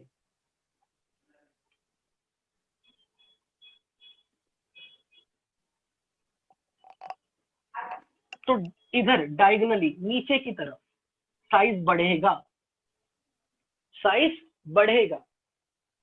सो बेसिकली हम सीधा सा इतना कहना चाह रहे हैं, यहां पर E/Z का इफेक्ट और शेल का इफेक्ट अगर कभी आपस में दोनों ऑपोजिट हो, ना आप प्रिडिक्ट कर सकते हो ना सकते हम, वो पहले ऑर्डर देखेंगे उसके बाद पता लगेगा कौन डोमिनेट हुआ। We can not predict. Basically ये तो तरीके हैं जिससे हम इनको याद रखने का आसानी हो सकती है, पर मैं शुरू से लेके अंत तक अभी भी यही बोलूंगा, जो मेरी वेरी फर्स्ट क्लास थी जिसमें मैंने आपको सीधे ट्रेंड बता दिए थे बिना कोई रीजन बताए, काम में वही आएगा, क्योंकि कोई आपसे रीजन नहीं पूछने वाला। अब अगर कोई पूछेगा तो सीधा ऑर्डर पूछेगा। इसलिए मैंने उस दिन ये कहा था कि अब मैं जब ट्रेंड बताने लगा हूं, ध्यान से सुन लेना, इस क्लास में सब कुछ इंपॉर्टेंट है, और पूरे चैप्टर को रिवाइज करना हो तो ऑर्डर देख लेना। ये जितनी कहानी है ना, इसने दिमाग में रायता ही फैलाना है, इसलिए बार बार बोल रहा हूं, जो मैं तुम्हें कह रहा हूं उसको ध्यान से सुन लो। तो जो ऑर्डर हमने पहले दिन क्लास में पूरे टॉपिक के एग्जाम्पल लिए थे, उनसे बाहर आपका एग्जाम नहीं आना। So this reasons are not as important जितने कि आपको वो ट्रेंड याद होने चाहिए। सो अगर मुझे यहाँ ऑर्डर चेक करना हो, तो अगर मैं यहाँ बात करूं तो ये भी यहाँ प्योर एक्सेप्शन से आएगा, क्योंकि E/Z से भी ये एक्सप्लेन नहीं होता। और शेल के फैक्टर से अगर मैं यहाँ बात करूं तो बात बनती दिखती भी है। Atomic number 8, 1s2 2s2 2p6, लेकिन 2 इलेक्ट्रॉन ज्यादा है, तो टोटल 10 इलेक्ट्रॉन थे यहाँ पे, नंबर ऑफ इलेक्ट्रॉन थे 10। तो E/Z रेशो अगर मैं देखूं तो 10/8 एटॉमिक नंबर, 5/4 विच इज 1.25।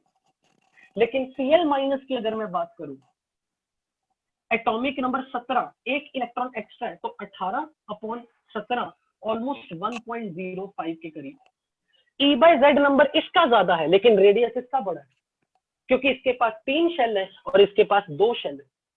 तो यहाँ शेल फैक्टर से एक्सप्लेन हो रहा था, यहाँ दोनों से एक्सप्लेन हो रहा था, दोनों से, और यहाँ किसी से भी एक्सप्लेन नहीं हो रहा। सो इधर शेल फैक्टर डोमिनेट कर गए, इधर दोनों इफेक्ट्स डोमिनेट, दोनों फैक्टर हमारी हेल्प कर रहे हैं प्रिडिक्ट करने में, यहाँ तो हमारे लिए कोई फैक्टर हेल्प नहीं कर रहा। तो अल्टीमेटली आपको ये ध्यान रखना है, एरो की डायरेक्शन में साइज बढ़ेगा। अब मैं आपको कुछ सवालों की प्रैक्टिस करवाने लगा हूं, ताकि मुझे देखना है कि क्या आप एटॉमिक रेडियस के क्वेश्चन जो एग्जाम में पूछे जाते हैं क्या वो कर पाते हो या नहीं। सो डोमिनेंट अमन पांडे कोई नहीं, कोई भी कभी हो सकता है। आपको ये ध्यान में रखना पड़ता है कौन कब डोमिनेंट होगा, हम कभी कोई फिक्स रूल नहीं बना सकते।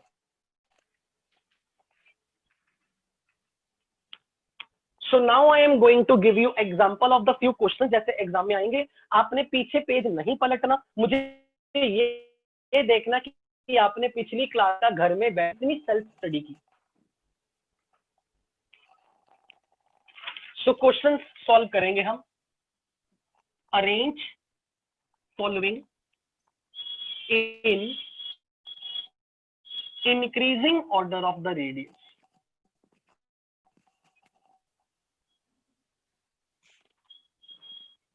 Arrange the following in increasing order of the radius. तो सवाल लिखेंगे,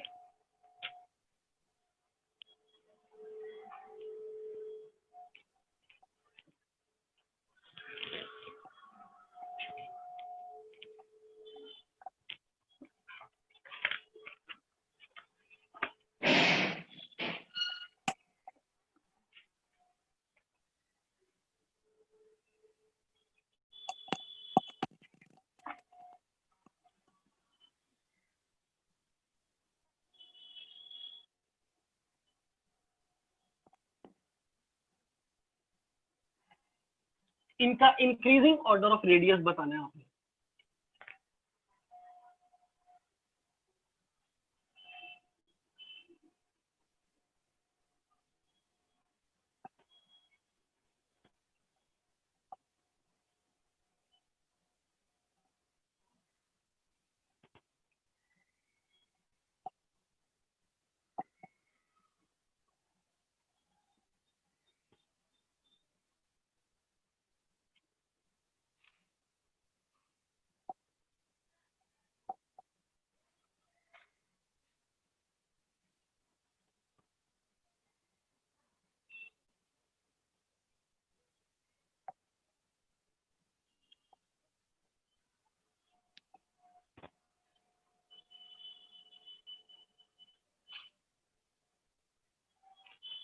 तो आपको मैंने समय दे रहा हूं, 5 मिनट में इन क्वेश्चंस को ट्राई करो, जितना भी अभी तक आप समझे हो उनके आधार पे रेडियस का ऑर्डर बनाओ।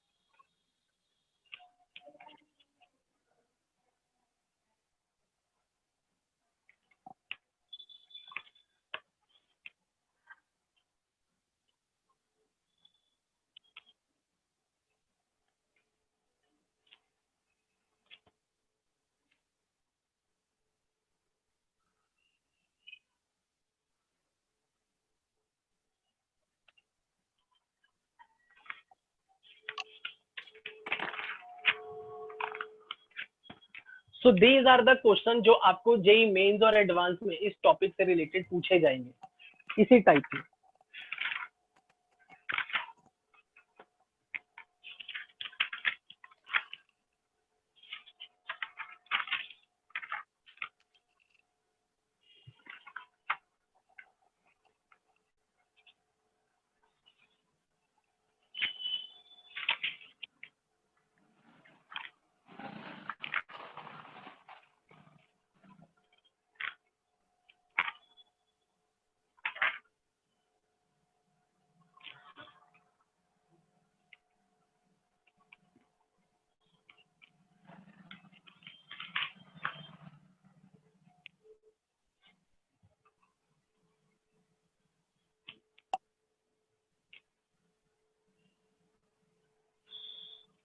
अच्छा, ये फर्स्ट शायद नहीं दिख रहा आपको।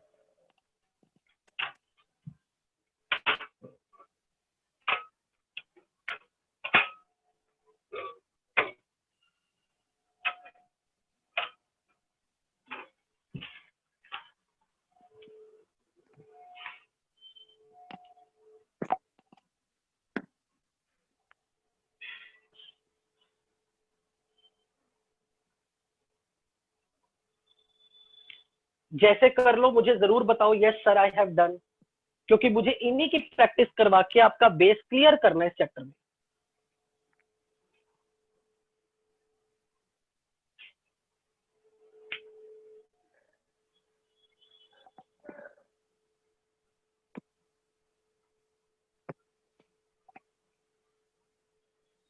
ओके, चलो अब हम पहले सवाल पे चलते हैं।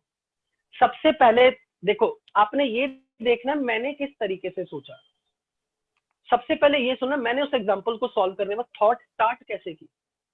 सबसे पहला सवाल था केटायंस का, तो क्वेश्चन था आयनिक रेडियस का। जब केटायन के रेडियस की मैंने बात की तो सबसे पहले मेरे थॉट में आई, क्या ये आइसो इलेक्ट्रॉनिक है। देखो मैंने क्या सोचा सबसे पहले, क्या ये आइसो इलेक्ट्रॉनिक है। तो मेरे अपनी कॉपी में, मैं तुम्हारी जगह पे होगा ना, मैं कॉपी में लिखूंगा अच्छा क्वेश्चन आयंस के साइज का है, सर ने सबसे पहले आइसो इलेक्ट्रॉनिक देखा। तो मैंने देखा यहाँ इलेक्ट्रॉन, सोडियम का एटॉमिक नंबर 11, एल्यूमिनियम का 13, मैग्नीशियम का 12, सोडियम का 14। फिर क्वेश्चन ये आया, हो मैंने तो रिवाइज ही नहीं किया हुआ, मुझे तो एटॉमिक नंबर ही नहीं याद। तो चिंता मत करो, एटॉमिक नंबर आपको क्वेश्चन में गिवन होंगे। तो सबसे पहले मैंने देखना कि केटायन या एनायन का साइज है, तो आइसो इलेक्ट्रॉनिक को पहले देखा, और फिर देखा 14 में से 4 इलेक्ट्रॉन हट गए तो यहाँ 10 इलेक्ट्रॉन, 12 में से 2 हट गए 10 इलेक्ट्रॉन, 13 में से 3 हट गए 10 इलेक्ट्रॉन, 11 में से 1 हट गया 10 इलेक्ट्रॉन। मैंने सोचा कि अरे लॉटरी लग गई, आइसो इलेक्ट्रॉनिक है, बड़ा आसान क्वेश्चन है, सीधा जिसपे पॉजिटिव चार्ज ज्यादा साइज में छोटा। सीधा देखा पॉजिटिव चार्ज ज्यादा साइज में छोटा, नेगेटिव चार्ज ज्यादा तो साइज में बड़ा। तो फिर सीधा आंसर बन जाएगा, आंसर सिलिकॉन +4 का साइज सबसे छोटा, then aluminium 3+, then magnesium 2+, and then sodium plus. तो मैंने डायरेक्ट ऑर्डर देखा किसकी बेसिस पे कि यार आइसो इलेक्ट्रॉनिक है, पर मैंने आइसो इलेक्ट्रॉनिक क्यों सोचा, अपनी कॉपी में लिखो कि क्वेश्चन केटायन एनायन का था, इसलिए।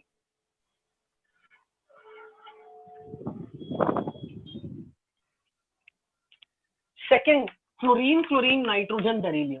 तो सबसे पहले मैंने ये देखा कि lithium, beryllium, boron, carbon, nitrogen, oxygen, fluorine और नियोन, ये एक ही पीरियड के हैं, they belong to same period. तो मुझे यहाँ पर ये दिमाग में होना चाहिए, हाँ ये पीरियोडिक टेबल में है कहाँ आखिर, तो पीरियोडिक टेबल में इनकी पोजीशन कहाँ है, तो पीरियोडिक टेबल मेरे दिमाग में छपा होना चाहिए, छपा। तो लिथियम से नियोन तक along the same period atomic radius decreases. मैंने रिवाइज किया और फिर मुझे लगा हाँ सर ने याद किया था, ऐसे किया था, नियोन का साइज सबसे बड़ा होगा, क्योंकि एटॉमिक रेडियस का क्वेश्चन आए तो नियोन को उठा के सबसे आगे। तो मैंने अपने लिए एक्सेप्शन रिवाइज करनी, बार बार अपने आप को रटा रटा के पक्का करना। तो फिर मैंने देखा कार्बन, क्लोरीन, नाइट्रोजन, बेरिलियम की बात हो रही है, तो बेरिलियम सबसे बड़ा हो गया।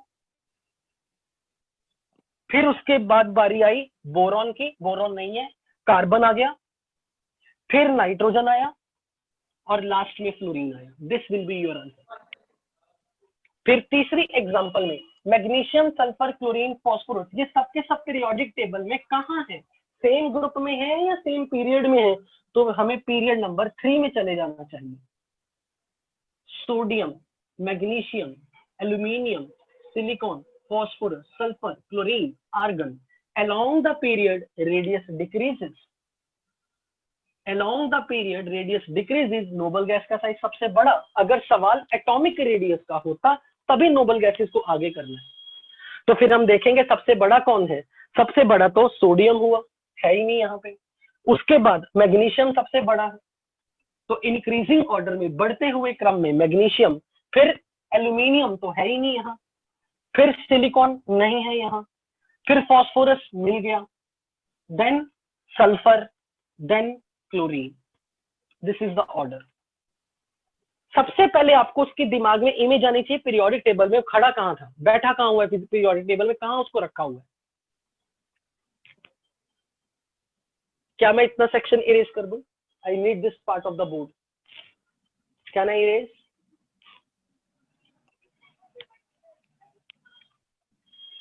अब मैंगनीज, आयरन, कोबाल्ट, तो पीरियोडिक टेबल में इनकी पोजीशन देखो। पीरियोडिक टेबल में scandium, titanium, vanadium, vanadium, chromium, manganese, iron, cobalt, निकल। ये तो सेम पीरियड में है डी ब्लॉक में।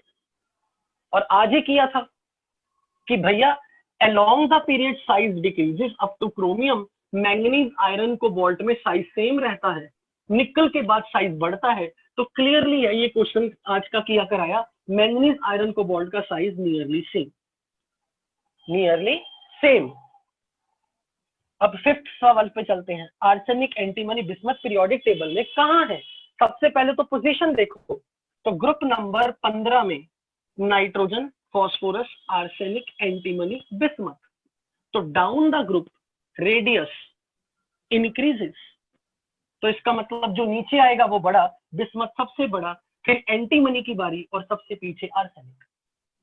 अगला सवाल आ गया आइसो इलेक्ट्रॉनिक का, कहीं तो नहीं केटायन एनायन। जैसे केटायन एनायन देखे दिमाग में आइसो इलेक्ट्रॉनिक तो नहीं, तो atomic number 7 3 - 10 electron, atomic number 8 2 - 10 electron, atomic number 11 +1 10 electron, neon neutral 10 electron. तो ये सारे के सारे न्यूट्रल सबके आइसो इलेक्ट्रॉनिक है। और आइसो इलेक्ट्रॉनिक में देखना ही क्या है, नेगेटिव चार्ज ज्यादा तो रेडियस बड़ा, पॉजिटिव चार्ज ज्यादा तो रेडियस छोटा। तो सबसे बड़ा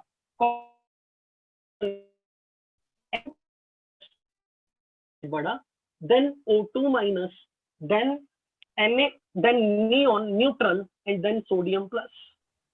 सो हमने यहां से देखा E/Z रेशो से, तो E/Z रेशो का यूज मैं आइसो इलेक्ट्रॉनिक में करूंगा।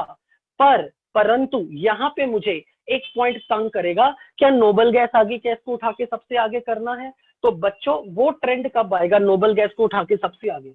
जब सब न्यूट्रल हो तब। यहाँ पर बाकी लोग केटायन एनायन, न्यूट्रल कोई होगा तब उसके आगे। केटायन एनायन के टाइम पे उसको कुछ नहीं करना, वो पीछे रह जाएगी।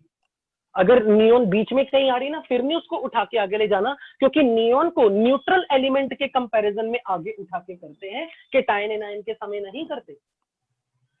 नाउ क्वेश्चन नंबर 7 फिर से इसी फैमिली का है। ये देखो they belong to same period. बच्चों देखो same period, carbon, oxygen, nitrogen, neon. अब सारे कंपैरिजन जो हो रहा है वो न्यूट्रल एटम्स के बीच में हो रहा है। So noble gas should be at the head. तो सबसे बड़ी नोबल गैस, तो ऑर्डर बन जाएगा सबसे बड़ा नियोन, उसके बाद carbon, then nitrogen, then oxygen, then fluorine. 8th question में चलते हैं। यहां पे आके मैं आपको कुछ सिखाना चाहता हूं और इसने आपकी समस्या बहुत हल कर देगा।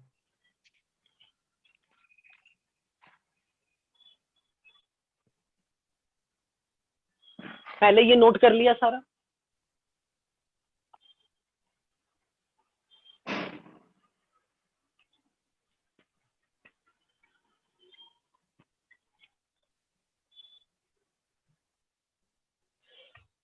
अब देखो, बाकी जिसको जाना है वो क्लास छोड़ के चला जाए, मैंने पूरे 6:30 पे क्लास छोड़नी है। ध्यान से सुनना, जब भी कभी कोई ऐसा सवाल आ गया कि आपने, पर एक चीज ध्यान से देखो, मैंने सबसे पहले क्या सोचा, मैंने ये देखना है कि भैया एलिमेंट की पोजीशन पीरियोडिक टेबल में कहां है, क्या वो सेम पीरियड में है या वो सेम ग्रुप में है। सबसे पहला सवाल यही आता है दिमाग में कि क्या वो सेम ग्रुप में है या वो सब सेम पीरियड में है। सो नाउ पॉइंट इज, मान लो आपके सामने मैंने रैंडम एलिमेंट दे दिए, रैंडम एलिमेंट, ना वो सेम ग्रुप के हैं ना वो सेम पीरियड के हैं। तो एक मूल मंत्र सुन लो, जिसका पीरियड नंबर बड़ा वो साइज में बड़ा, जिसका पीरियड नंबर बड़ा है वो सबसे बड़ा हो जाएगा। लेट्स से फॉर एग्जांपल, जैसे मैंने यहाँ क्वेश्चन में आपको क्या दिया, oxygen, sulphur, chlorine, fluorine, hydrogen. Periodic table में अगर मैं देखूं, hydrogen, helium, lithium, beryllium, boron, carbon, nitrogen, oxygen, fluorine और नियोन है। और फिर नीचे sodium, magnesium, aluminium, silicon, phosphorus, sulphur, chlorine, argon. तो अगर मेरी ऑडियंस में बैठा कोई स्मार्ट बच्चा होगा ना, वो कहेगा क्या बात है सर, हर बार पीरियोडिक टेबल को देख देख के बनाती क्वेश्चन सॉल्व कर रही है, क्योंकि पीरियोडिक टेबल छपा होना चाहिए आपके पास, तो क्वेश्चन यूं बिना सेकंड में आएगा आपके पास आंसर। तो अब देखो मैंने सबसे पहले क्या देखा, हाइड्रोजन आ गया, ऑक्सीजन आ गया, सल्फर आ गया, क्लोरीन फ्लोरीन आ गई। तो पहली बात, हाइड्रोजन ऑक्सीजन क्लोरीन ना ये सेम ग्रुप के हैं ना सेम पीरियड के हैं। जब भी कभी ऐसा क्वेश्चन आ जाए ना कि कोई क्वेश्चन कंपैरिजन में उन एलिमेंट का क्वेश्चन आ गया जो सेम ग्रुप के भी नहीं है सेम पीरियड के भी नहीं है, let's say for example sulphur का कंपैरिजन फ्लोरीन के साथ, ध्यान से सुनना बहुत इंपॉर्टेंट पॉइंट है, सल्फर का कंपैरिजन फ्लोरीन के साथ, फ्लोरीन ग्रुप नंबर 17 में है, सल्फर ग्रुप नंबर 16 में है, ग्रुप नंबर सेम नहीं है, फ्लोरीन पीरियड नंबर 2 में है, सल्फर पीरियड नंबर 3 में है, they are not in the same period. तो सीधा फंडा, जिसका पीरियड नंबर बड़ा वो साइज में बड़ा। तो मैं सीधा यहां पे देखूंगा, हाइड्रोजन पीरियड नंबर 1 में है, ये पीरियड नंबर 2 और ये पीरियड नंबर 3 के। तो यहां सबसे पहले मैंने देखना कि ये सबसे बड़े हैं, इनके बाद ऑक्सीजन फ्लोरीन की बारी आएगी और सबसे छोटू हाइड्रोजन। और जैसे मैं हाइड्रोजन लिखूं तो मेरे स्टूडेंट के दिमाग में घंटे ऊंची है, H माइनस को सर छोटू मत बोलो, ये छोटू नहीं है, ये हैरान करने वाला है। तो अब यहां से अगर मुझे कंपैरिजन करना हो ऑक्सीजन फ्लोरीन का, they belong to same period, along the period size decreases, तो फ्लोरीन का साइज छोटा हो गया ऑक्सीजन से, along the period size decreases, तो सल्फर का साइज बड़ा हो गया क्लोरीन से। तो फाइनल आंसर बना hydrogen, then fluorine, then oxygen, then chlorine, then sulphur, final answer. This type of the question are very frequently asked in JEE advance. So basically सबसे पहले मैंने देखा ये सेकंड पीरियड का, ये थर्ड पीरियड के, ये फर्स्ट पीरियड के, तो पीरियड के आधार पे period number 1, period number 2, period number 3 के आधार पे मैंने उनको सेपरेट कर लिया। फिर जो सेम पीरियड में थे along the period size decreases, तो सल्फर का साइज बड़ा, क्लोरीन का साइज छोटा, इसी तरीके से यहाँ ऑर्डर किया। अब आ जाओ क्वेश्चन नंबर 9 की बजाय 10 पे आओ, पहले 10 आप करो, खुद करके देखो। नाइट्रोजन का साइज आया, फॉस्फोरस सिलिकॉन आ गए, फॉस्फोरस सिलिकॉन आ गए, और साथ में आ गया फ्लोरीन लो। फिर से देखो अलग अलग ग्रुप, अलग अलग पीरियड के बंदे आ गए। तो मैं सबसे पहले किसके आधार पे देखूं, पीरियड के आधार पे। जब ये element same group same period में नहीं है, सेम ग्रुप सेम पीरियड में नहीं है, sulphur chlorine, this is oxygen, silicon fluorine, phosphorus fluorine, they do not belong to same group, they do not belong to same period। सीधा logic, period number जिसका बड़ा size में बड़ा, तो silicon phosphorus size में बड़े होने चाहिए, नाइट्रोजन और फ्लोरीन छोटे होने चाहिए। तो अब मैं सीधा मंत्र लगाऊंगा, along the period size decreases, along the period from right to left size decreases, left to right size decreases। Fluorine छोटा है नाइट्रोजन से, सिलिकॉन से फॉस्फोरस में, जो राइट पे है वो छोटा, तो लेफ्ट वाला बड़ा। अब हम अंतिम और सबसे इंपॉर्टेंट क्वेश्चन पर आते हैं। जैसे ही ये आयन आ गए, आयन, तो मुझे सबसे पहले बताओ, मैंने क्या बोला, आयन का क्वेश्चन आ जाए तो दिमाग में सबसे पहले क्या आना चाहिए, आयन कि क्या वो आइसो इलेक्ट्रॉनिक तो नहीं, वेरी गुड शाबाश, क्या वो आइसो इलेक्ट्रॉनिक तो नहीं। अगर आइसो इलेक्ट्रॉनिक है तो सीधा फंडा पॉजिटिव चार्ज वाले का साइज छोटा, नेगेटिव चार्ज वाले का साइज बड़ा।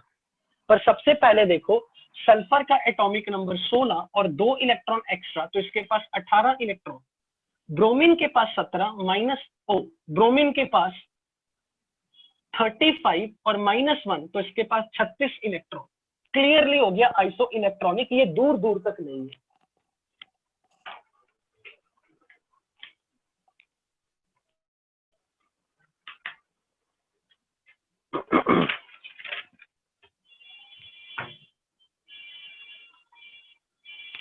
अब अगर मैं यहां बात करूं,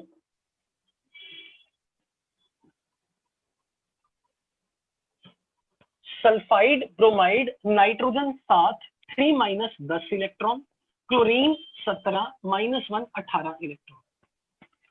सबसे पहले मुझे यस और नो में बताओ, क्या ये सारे आयंस, यस और नो, आयंस है या न्यूट्रल एटम है? Ions, yes ions. क्या ये आइसो इलेक्ट्रॉनिक है? नो। नाउ पॉज, देखो अपनी कॉपी में पहले ऐसे लिखो, लिखो अपनी कॉपी में, क्या ये आइसो इलेक्ट्रॉनिक है? लिखो ऐसी कॉपी में, क्या ये आइसो इलेक्ट्रॉनिक है? नो। लिख लिया। अब आगे देखो, क्या ये हमारी एक्सेप्शन वाली कैटेगरी का पार्ट तो नहीं? ऐसे लिखो, क्या ये हमारी एक्सेप्शन वाली कैटेगरी का पार्ट तो नहीं? क्योंकि आयंस में एक्सेप्शन वाली कैटेगरी ये थी, lithium plus, sodium plus, potassium plus, rubidium plus, caesium plus, beryllium 2 plus, magnesium 2 plus, calcium 2 plus, bromine, strontium 2 plus, barium 2 plus. तो ये ड्राइंग याद आ जानी चाहिए। तो आप बोलोगे क्या बात कर रहे हो सर, जब सबसे पहले ये केटायन है और ये सारे एनायन है, तो इनकी बात ही क्यों कर रहे हो? तो मैं कहूंगा इसलिए क्योंकि मैंने आपको रिवाइज कराना था। लेकिन एनायन की मैं चले जाऊं कैटेगरी में,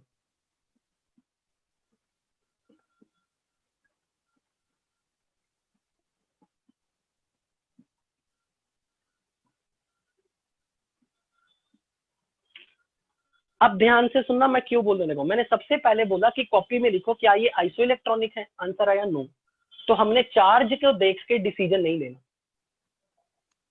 नंबर 2, क्या ये एक्सेप्शन वाली लिस्ट में है? तो यहाँ देखो कोई एक्सेप्शन वाली लिस्ट में आया? सल्फाइड का एक्सेप्शन सिर्फ सल्फाइड ही आया और तो कुछ नहीं आया। पर सल्फाइड के साथ एक्सेप्शन कंपैरिजन किसका है? क्लोरीन, क्लोरीन, ब्रोमीन, सल्फर का ब्रोमीन के साथ, ये एक्सेप्शन वाले, ये दो एक्सेप्शन में आ गए। ये एक्सेप्शन में क्लोरीन के साथ ऑक्साइड होता तो मैं काउंट करता, यहाँ क्लोराइड आ गया पर ऑक्साइड तो नहीं ना आया, तो इसलिए मैंने वो नहीं देखा। अब आगे देखो मैं क्या करने लगा, एक्सेप्शन वालों को साइड पे कर लिया। अब ये देखो कि नाइट्रोजन और क्लोरीन, नाइट्रोजन और क्लोरीन ना सेम ग्रुप के ना सेम पीरियड के। अगर मैं ब्रोमीन की बात करूं नाइट्रोजन के साथ, ना सेम ग्रुप ना सेम पीरियड, तो ऐसा सवाल अगर आ जाए जिसमें कुछ एलिमेंट वो है जिनका ना ग्रुप नंबर सेम ना पीरियड नंबर सेम, तो बिंदास होके, मैंने अभी आपको थोड़ी देर पहले कुछ बोला था कि अगर ग्रुप पीरियड सेम ना हो तो सिर्फ एक फंडा लगाओ। क्या फंडा? ना ई बाई जेड तो लगाना ही नहीं, ई बाई जेड तो लगाना ही आइसो इलेक्ट्रॉनिक में, पीरियड नंबर, सीधा पीरियड नंबर देखना। तो अब मैं सीधा काम करूंगा, नाइट्रोजन, नाइट्रोजन पीरियड नंबर 2 का है, सल्फर क्लोरीन पीरियड नंबर 3 का है, सिलेनियम ब्रोमीन पीरियड नंबर 4 का है। तो सबसे पहले मुझे बताओ सबसे बड़ा किसको बोलूं? सबसे बड़ा किसको बोलूं? सबसे बड़ा पीरियड नंबर 4, तो सिलेनियम सबसे बड़ा हो गया लिस्ट में, आया ही नहीं सिलेनियम, सॉरी है ही नहीं। ब्रोमाइड पीरियड नंबर 4 में ब्रोमाइड है, तो ब्रोमाइड सबसे बड़ा है। ब्रोमाइड के बाद किसकी बारी आएगी? सल्फाइड और क्लोरीन में से इन दोनों की, they belong to same period, along the period size decreases, तो ये बड़ा है। फिर बारी आएगी क्लोराइड की और लास्ट में नाइट्रोजन की। Second period, third period, fourth period. Third period में दोनों आ गए, ध्यान से देखना, थर्ड पीरियड में दोनों आ गए। तो क्या किया मैंने, क्लोरीन का एटॉमिक नंबर 17 माइनस, सल्फर का 16, 2 माइनस, ये आइसो इलेक्ट्रॉनिक थे 18 18। और आइसो इलेक्ट्रॉनिक वालों में मैंने क्या किया, जिसका नेगेटिव चार्ज ज्यादा उसका साइज बढ़ा, जिसका नेगेटिव चार्ज ज्यादा उसका साइज बढ़ा। और ये फंडा मैंने इन पे नहीं लगाया क्योंकि सल्फर और ब्रोमीन एरो की डायरेक्शन में, ब्रोमाइड का साइज बढ़ा है।